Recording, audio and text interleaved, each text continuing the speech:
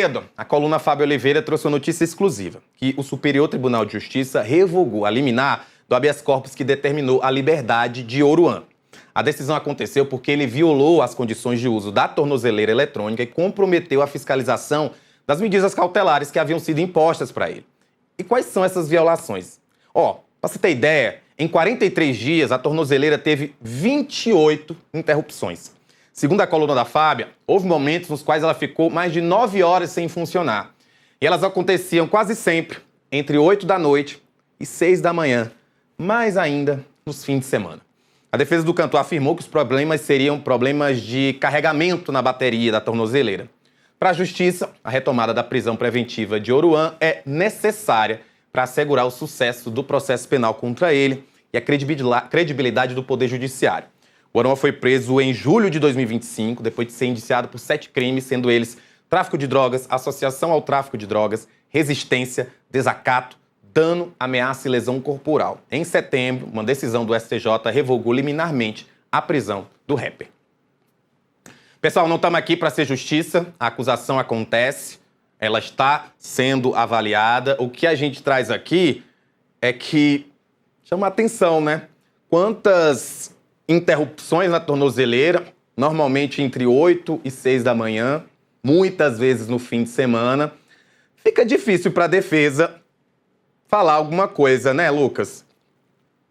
Fica muito difícil. É mais um caso que a gente fala sobre, né, achar que está acima da lei, né? Porque nesse caso é isso. Parece que o que tudo indica é que o Oruan acredita que ele está acima da lei, né? Porque essas violações, eu até li depois alguns bastidores que o Léo Dias trouxe, falando que a família avisou sobre essas violações, que ele também teria feito um show ali. Então, assim, parece que foi proposital. A gente não sabe, né? Não temos essa informação. Supostamente foi proposital. Né? E me chama muito a atenção o número de vezes que essa tornozeleira eletrônica foi violada. 28 vezes em 43 dias.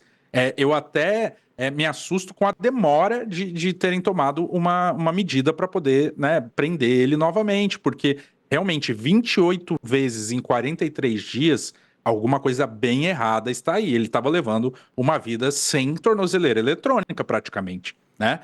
Quase todos, bem mais da metade desses dias, ele violou ou teve número de violações aí nessa tornozeleira.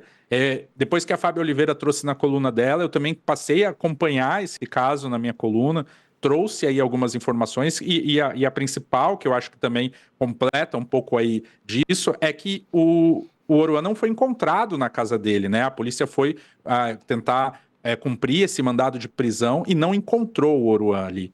Eu até questionei o delegado que está acompanhando o caso da 16ª DP aqui do Rio de Janeiro, se essa tornozeleira eletrônica dele, então, estava desligada, porque ela não traz a localização dele. Pela localização da tornozeleira eletrônica, eles não deviam saber onde está o Oruan nesse momento, né? E aí o delegado me disse que não podia passar essa informação. Mas o fato é que ele não foi encontrado no endereço que ele passou para a delegacia, né? Para o registro lá da tornozeleira eletrônica. Ele tinha atualizado esse endereço, ele morava num bairro, depois ele mudou para outro, porque foi ficando ali muita gente em volta da casa dele. Então, dia 20 de janeiro, ele tinha atualizado esse endereço e não estava nesse endereço hoje, quando a polícia foi cumprir esse mandado de prisão. Até agora, a informação que eu tenho é que a polícia não conseguiu cumprir esse mandado de prisão. Então, isso reforça que não foi um erro, né? Acabou a bateria, né? Que eu acho que é problema de bateria que a defesa alegou.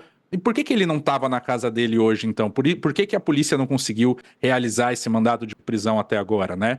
Então, algo, parece que é mais delicado do que o que a defesa está apresentando e a gente está acompanhando aqui, né? Eu tenho conversado direto com o delegado, tentei contato com a defesa dele, que ainda não me retornou, mas o que eu sei é que a polícia está tentando, de qualquer forma, aí, que ele seja reencontrado, que seja encontrado, né? E para poder ser preso. Exato. Ou que ele se apresente aí, existe uma expectativa de que ele se apresente em qualquer delegacia aí, como aconteceu da outra vez, né, quando eles estavam buscando que ele se apresentasse numa delegacia. A gente está de olho, está acompanhando esse caso, mas é o que tudo indica, é mais uma pessoa que está aí se achando acima da lei, né? Exatamente, Lucas. Houve um momento, inclusive, em que a gente viu movimentos que diziam que o Oruan estava sendo injustiçado, que era uma perseguição à música que ele fazia. E eu acho que toda pessoa acusada tem direito de defesa. A gente tem a famosa presunção da inocência. A justiça está julgando, está fazendo análise, enfim, tanto que houve a liberação dele com as medidas cautelares, para que, né, porque a justiça entendeu que ele poderia, então, responder ao processo em liberdade. Porém, quando a gente traz essas análises de quando a tornozeleira ficava fora do ar, que acontecia muitas vezes entre 8 e 6 da manhã, muitas vezes nos fins de semana, isso desmonta qualquer argumento de que há uma injustiça sendo feita e acaba caindo no que você trouxe. Na verdade, é uma pessoa que provavelmente está se achando acima da lei.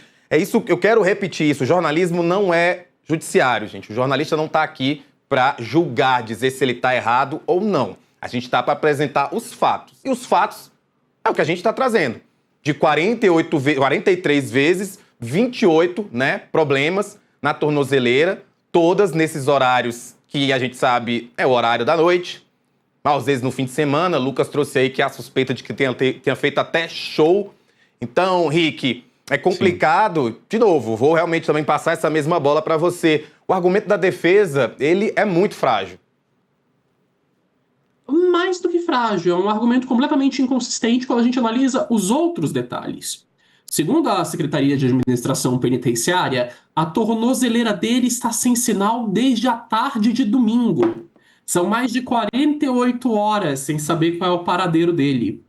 E de todas as violações, 21 foram em 2026. Se a gente for fazer uma conta básica, basicamente 2/3 deste ano até agora, ele violou a tornozeleira eletrônica. É assustador que tenham demorado para tomar uma providência. Ele passou mais da metade de 2026, ok? Estamos em 3 de fevereiro, se esquivando da justiça e provavelmente articulando uma fuga. Afinal de contas, ele não se apresentou até agora. Foram até a casa dele, ele não estava lá e não deu nenhum sinal de vida.